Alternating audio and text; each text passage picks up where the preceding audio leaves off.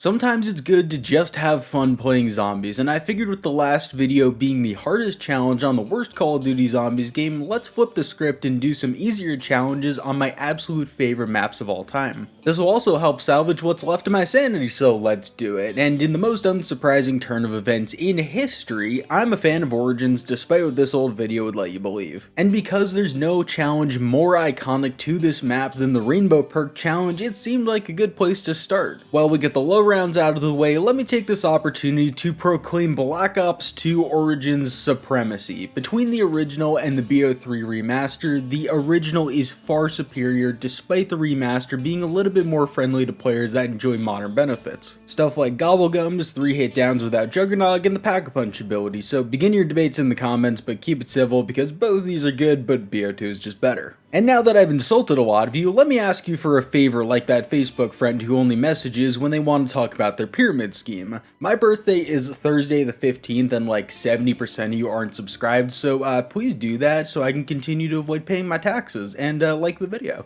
Anyway, by the end of round 4, I had finally purchased Juggernog and was finally making some progress in this challenge. I did forget to mention that in order to have some difficulty, staffs won't be used in this challenge because then I could just spam the wind staff for about an hour. But by round 8, I had failed somehow to get my next perk in line of double tap from the Wonder Fizz machine and needed to clench my asshole as the Panzer came all over my face. Miraculously though, we survived, and after getting the ray gun plus the Scorpion combo, by the way, shout out to the Scorpion, I missed that thing. But the Wonder Fizz finally handed over double tap, thank god. Now we can buy ourselves some stamina up and our 4th perk of Speed Cola. Now our biggest objective was to survive and to keep on digging up mounds to get our golden shovel. With that shovel we can find red dig sites that hold extra perk slots when we're in zombie blood mode, and because I knew about this from the beginning of the game, we got our shovel and helmet by round 13, which is pretty early on, I like to think. At this point I also began pack-a-punching because there wasn't much else to spend my points on, and our next perk, Mule Kick, is placed right below the Pack-a-Punch machine. Unfortunately for me though, it took until round 17 for me to get the first red dig site despite me knowing all possible locations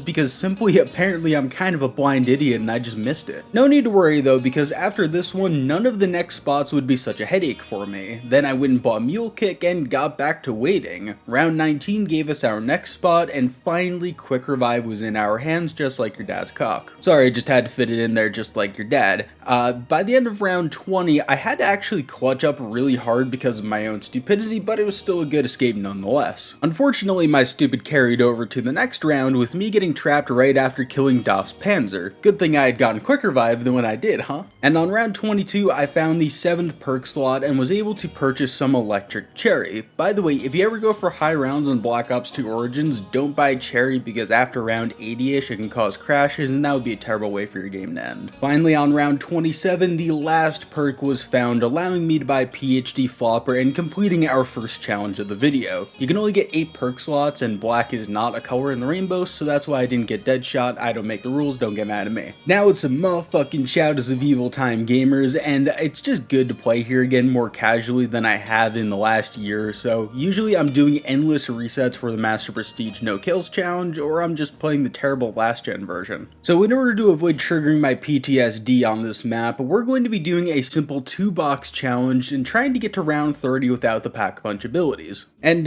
you know, full honesty for this, I kinda had to do it twice because apparently my capture card froze at the start of the PlayStation logo when I was loading up my console, and now I have 90 minutes of footage of that. Enough blubbering though, time for me to spin the mystery box and okay. The Weevil isn't what I would consider to be good, but it could have been the Pharaoh or a pistol, I guess. In the next few rounds before using my last box spin, I opened up the map a little bit more by completing the rituals, staring at some of that Margwa Thick, and opening up Pack-a-Punch. But now it's time to riff off the band-aid and let's see what we get, and oh, okay, actually that's not bad. The Dingo was probably a top 5 option we could have gotten there, and despite us getting the Weevil, this puts us in a really good spot actually. Stirred on by that, I spent spent the next few minutes grabbing shield pieces and getting perks so this game doesn't end embarrassingly early and I fail the challenge. And now it's time for us to start just blowing through rounds, and what better way to do it than the original Shadows of Evil camping strategy of sitting in this room on top of the canals. Most of you probably forgot this by now, but for the first day of Black Ops 3's release, this was meta when using the upgraded Apothicon Servant until it was discovered that the perk room in Waterfront was better. So it's nice to just come back and relive a bit of that nostalgia. So I stayed here for just long enough that you probably didn't notice that the footage went from round 10 to 18. After running into a pole for way too long and taking it down, I bought back my perks and made a vow never to get distracted by Nero's fantastic mustache ever again. This also marks the end of our time in the camping area because, surprise surprise, the Weevil's starting to hit like a Nerf gun. Round 24 I slaughtered Mommy Margwa because I swear the child's not mine, and the next bunch of rounds honestly passed without any incidents at all. Once we completed our challenge on round 30, I resurrected Mother Margwa and let her slap me around because I'm into that sort of thing. Alright, time for Ancient Evil. It's still not time to talk about it in detail, but Ancient Evil is the best zombies map ever made. Like Origins, but with better graphics and a fucking flying horse boss fight. I refuse to be wrong here. Settling down though, it's shotgun only round 30 time, and I started off with the MOG 12 shotgun using a Dragon's Breath fire bullet attachment. By the way, this thing's severely underrated. I don't know why this and the Spaz 12 from Black Ops 1 were the only guns to ever have it. Oh, and the Olympia, I guess, but still, that's a very limited range of guns to actually ever have fire bullets. Anyway, I shot the big man Giganese, and while teabagging his corpse, I began to wonder which arm he uses too. Pegasus time, baby, and I know I said I would stop with this, but there is nothing that puts a stupid smile on my face in zombies quite like this stupid horse with wings. It's seriously the best thing in zombies ever, but I took a tumble while trying to kill the skeleton boys, and hey, will you look at that, it's almost spooky season actually. The Giganese and skeletons began ruining my life once again while opening Pack-a-Punch, but eventually I cried and shat myself enough that things got awkward and they went away just like my friends from elementary school. A few upgrades later, my problems were solved, but I stuck around to fully upgrade it now because I tend to forget about it and then wonder later on in the game why my gun is so bad, so it's just probably best to do it now. But the MOG 12 is also a wall weapon, so that helps immensely because Black Ops 4 is actually kind of difficult without wonder weapons or the Helion Salvo. From here I finished buying my perks, put the Blightfather back in the dirt, and began spinning the mystery box for a second gun finally. Rather quickly I was actually given the S12, which is probably the best shotgun in the game. Certainly better than the Rampage, which couldn't shoot holes in a brown paper bag, but there was actually some difficulty on round 24 with the Giganese being mad that he wasn't invited to my pizza party, but a few shots to the face calmed him down. And on round 30 we finished our challenge. I kinda just wanted to play Ancient Evil and talk about it with you guys because so many people never gave this map a fair shot, which is a shame. With that said, time for the last map. Okay, honestly, there's no challenge here because the easiest challenge is no challenge. Zombies in Spaceland just fucking rules, and I say this as an original enjoyer of the map, not some Reddit karma farming YouTuber who's bootlicking it now that it's cool too. Before I get cancelled though, seriously, if you have not played Zombies in Spaceland, I would highly recommend even today. A copy of Infinite Warfare costs less than $5 these days, which is totally worth it for the surprisingly good campaign and Spaceland being stupid levels of fun. In case you're wondering, by the way, yes, I did get to round 30 using the most overpowered guns that I could possibly get in this map.